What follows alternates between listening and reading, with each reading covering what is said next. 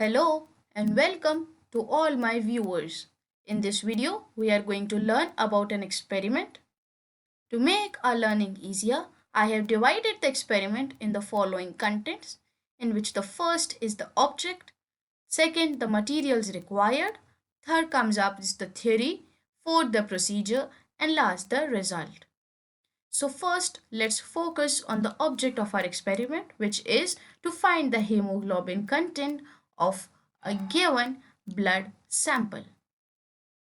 Now the next is the materials that we would be requiring to perform our experiment, in which the first is the hemoglobinometer, second N/10 HCl, third distilled water, fourth the lancets, and fifth the cotton balls. Now this image shows the materials we would be required, and this is how the hemoglobinometer present in the center looks like. Now the next is the theory of our experiment, in which the first point is the structure of hemoglobin. So basically, hemoglobin is a tetramer consisting of 4 polypeptide chains attached to a non-protein pigment known as heme. And at the center of each heme ring is an iron ion which binds reversibly with each oxygen molecule. So this image shows 4 polypeptide chains, alpha 1, alpha 2, beta 1 and beta 2, and heme, the non-protein pigment, and the iron ion in the center.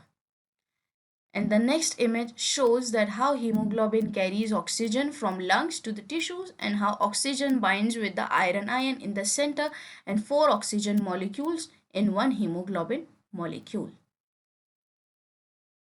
Now the next we would study about the device hemoglobinometer. So what is hemoglobinometer? Hemoglobinometer is a manual device which contains the hemoglobinometer tube, the stirrer, the pipette, as well as the comparator, in which the hydrochloric acid converts the hemoglobin into acid hematine, which is then diluted until the color of the solution matches the color of the comparator block. So for performing our experiment, we are using Sahli's method because it has many advantages, like it is easy to use, it is cost effective, and it does not require high technologies. Next is the procedure of our experiment, in which the first point is that before making a pinprick, we should clean the index or the mid finger using the cotton balls, and then we should make a pinprick using an unused lancet. Now the next step is add N/10 HCl into the tube up to the mark of 2 gram%. Next step is fill 2 ml of blood into the pipette.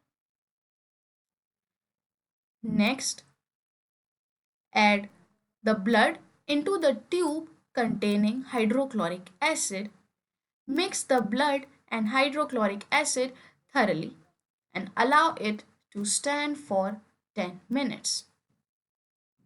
Now the fifth step is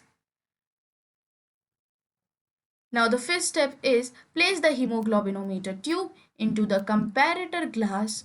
While matching the color, we must make sure that we have removed the glass rod. After removing the stirrer or the glass rod, we can make our observation by noting directly the height of diluted acid hematine solution and express it in gram%. So the observation or the end point of our experiment would be when the color of the solution matches the color of the comparator block, and the result can be expressed as the hemoglobin content in a given blood sample is dash gram/dl. In dash we would answer about the height. So this is all about our experiment. Thank you so much for watching, and please like the video.